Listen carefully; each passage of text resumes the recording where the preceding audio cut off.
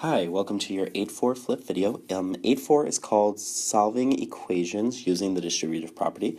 So it's going to be just like the material from 8-3, which was those simple two-step equations where you do PEMDAS backwards, but now we're including things that have the distributive property.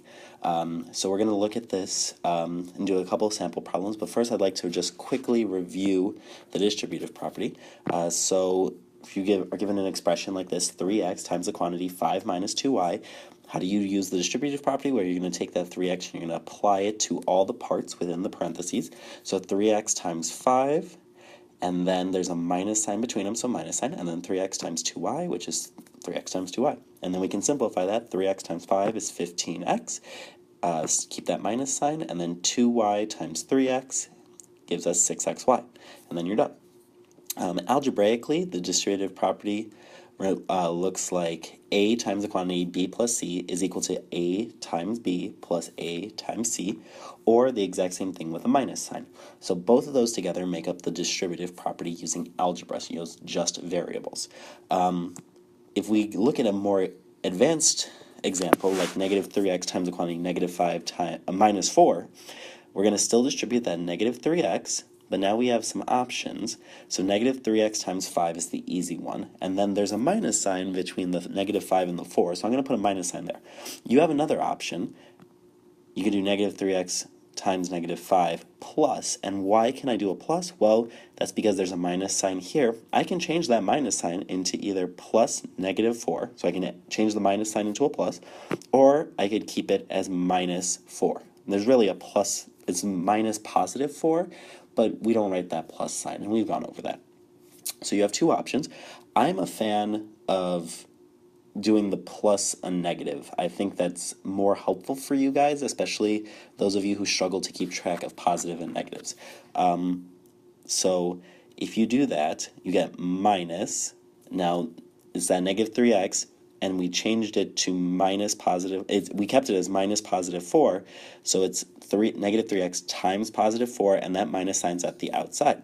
Now if you change it to plus a negative, let me change that here, plus negative, then it's a plus sign here, and then it's negative 4 within the parentheses. So you have that option on which one you like better. Either way, you're going to get to the same option. So let's look at what both equations share on the left, which is the red, the negative 3x times negative 5, which gives us 15x, right? Because a negative times a negative is a positive, and 3 times 5 is 15, and then you have that x. Now, on the right-hand side, let's simplify the top one first. Negative 3x times 12 is negative 12x, and we have that minus sign out front, so it's minus negative 12x. Now, minus a negative is the same thing. Oh, we'll get there in a second. Sorry, I jumped to the second one.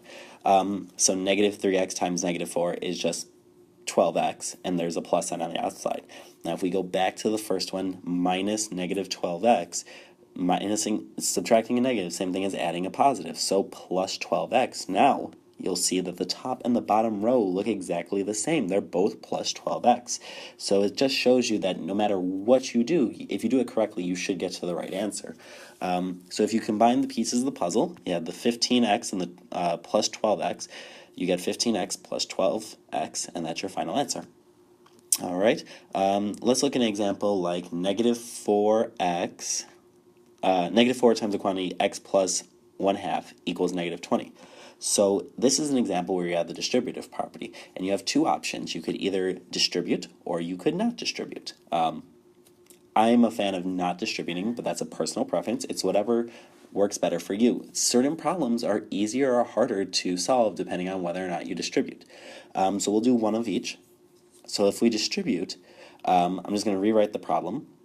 Distribute that negative 4. Well, negative 4 times x is negative 4x, and negative 4 times 1/2, I haven't simplified that yet, and then I still have equals negative 20. So let's simplify that negative 4 times 1/2. Well, negative 4 is the same thing as negative 4 over 1 times 1/2, and we know how to multiply fractions, numerator times numerator, over denominator times denominator, so negative 4 times 1 over 1 times 2, which gives us negative 4 over 2, which can be simplified to negative 2.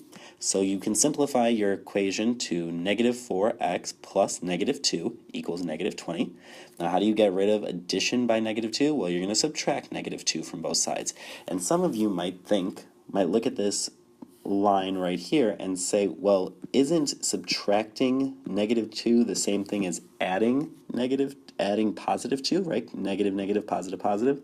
And yes, that is true. I think if your brains work like that, where you say, okay, well, I have adding at negative 2, I'm going to add 2 to get rid of the adding a negative 2. That works fine too. I'm just going to write it out using the steps that we've talked about.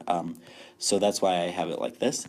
Adding negative 2 and subtracting negative 2 cancel each other out. So you're left over with negative 4x equals negative 20 minus negative 2. And like we just talked about, subtracting a negative 2 is the same thing as adding positive 2. So you get negative 4x equals negative 20 plus positive 2, which is negative 18. So how do you get x by itself? You're going to divide each side by negative 4. And those negative 4's cancel out on the left. So you get x equals negative 18 over negative 4. And I know a negative divided by a negative is a positive, so x equals 18 over 4. And now let's change that into a mixed number. How many times can you pull 4 out of 18? Well, I can pull it 4 whole times, which is 16. And then I have 2 left over, so 2 over 4. And then we simplify. X equals 4 and 1/4. Excuse me. And that's our final answer. Now, let's look at if we don't distribute. So, negative 4 times the quantity x plus 1/2 equals negative 20. We're going to divide each side by negative 4, and that has to be our first step because we have the parentheses. We can't tackle what's inside the parentheses until we have it isolated by itself. So I'm going to divide each side by negative 4. Those negative 4's cancel, and you're left over with x plus 1/2 equals, well, negative 20 divided by negative 4. Let's simplify that. Negative divided by negative is a positive, so 20 over 4, which gives me 5. And then x plus 1/2 equals 5. How do you get, those parentheses aren't really needed because they're not doing anything at this point, so let's get rid of them. X plus 1/2 equals 5. Subtract 1/2 from both sides. Those cancel out on the left. You get x equals 5 minus 1/2, which is 4.5, which is the same answer we got if we distributed. So you'll see that you get the same answer no matter what. Let's look at a very, I don't want to say very extreme, but this is the most complicated version that you're going to see of this, and this is an expression minus another expression equals a number, and you have to distribute for this problem. There's no way to solve it without distributing first because you have the 5 times a quantity and the negative 3 times a quantity. So if you divide by 5, it doesn't take care of the negative 3. If you divide by negative 3, it doesn't take care of the 5. So you have to distribute first. So let's do that. If you distribute the 5, and then I'm going to change that minus 3 to plus negative 3 because I think it helps you guys see it. You're going to distribute that negative 3. And so 5 times x is 5x. 5 times 1 is 5. That was easy. And then we have a plus sign. And then let's distribute that negative 3. Negative 3 times negative 3 is 9. So 9. And then negative 3, I'm going to change that minus 2x to plus negative 2x because I think it helps you guys see it. Negative 3 times negative 2x is equal to 6x because a negative times a negative is a positive, so plus 6x. And that's still all equal to 15. Now, we can combine like terms, the 5x and the 6x, and then the 5's and the 9's.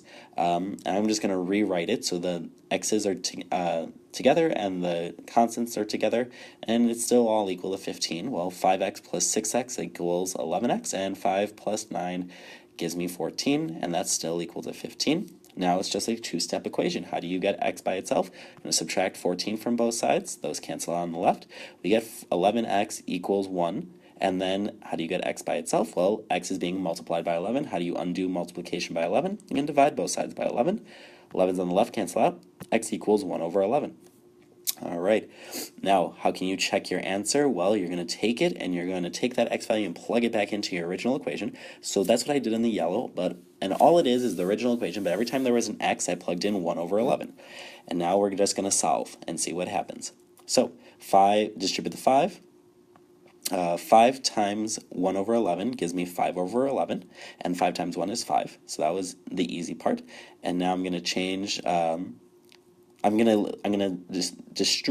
simplify the 2 times 1/11th over on the right hand side, because I don't want to have a multiplication times a multiplication if I distribute that 3 right now.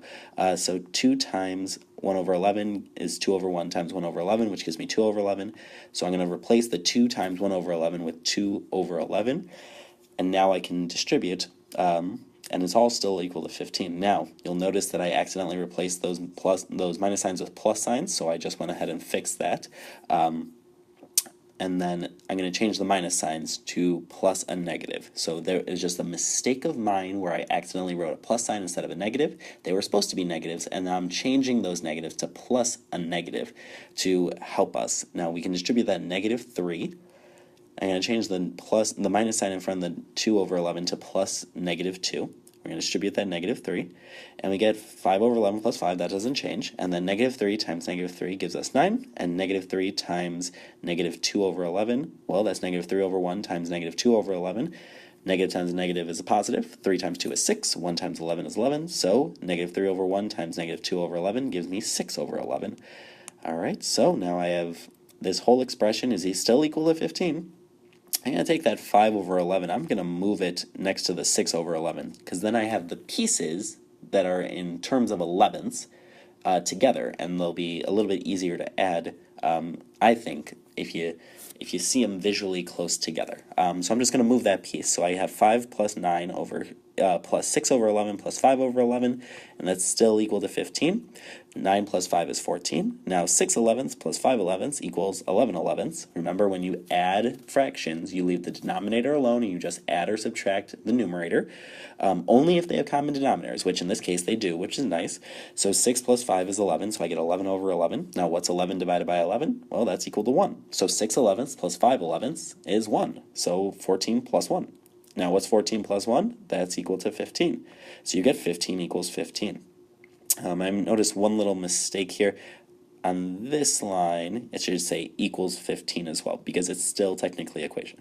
All right, now because we got the 15 equals 15, we know we got it right. If we got two different numbers, we know we got it wrong. All right, this is the last bit of information for topic 8. If you're able to solve a problem like this, you are more than ready. Let me know if you have any questions.